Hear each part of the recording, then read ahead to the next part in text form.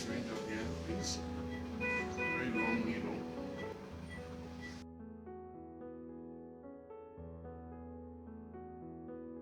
Well, one of my main interests has always been congenital heart disease. In fact, one of the 5 main specialties in cardiology now is one of them is now, or the newest one is called adult congenital heart disease. And that is what I specialized in when I was in England, and what I also spent some time doing while I was in Toronto.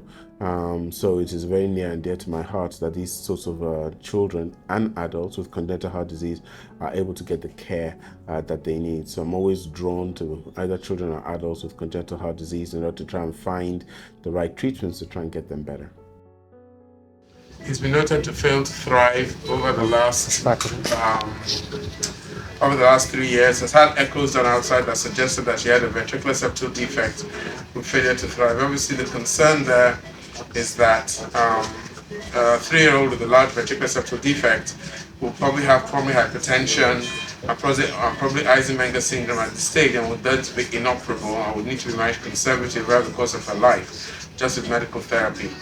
However, when she came today, just clinical assessment revealed that she was not cyanosed and she was not clogged, which meant that she had not reversed her shunt from right to left.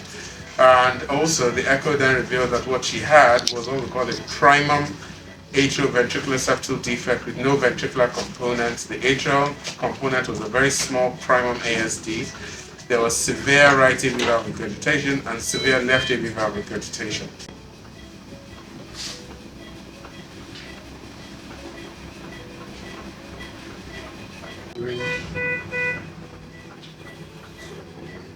Yes. Are you getting ectopics? Yes, sir.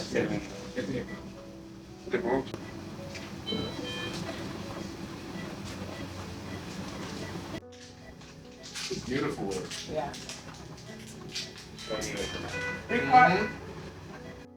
RV out Okay, good. 93%. That's fine. SVC. Do you have SVC pressure? Did you record it already? Okay, good. Just checking, just making sure. No.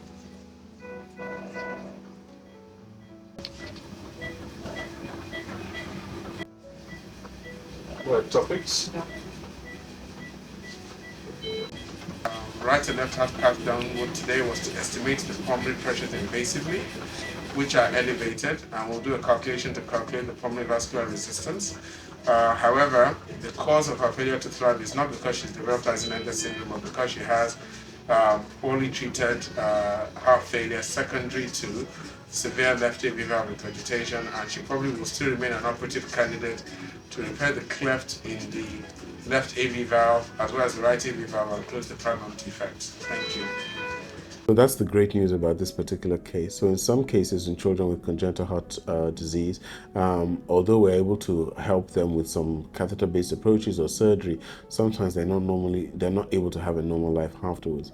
In this case, I'm fairly confident that once this child gets the surgery that she needs, she's likely going to have a normal life moving forward thereafter. Once she has repair of both her valves and closure of the hole within the heart, this child should be able to have a normal life as long as after the surgery there are no longer any defects that are remaining.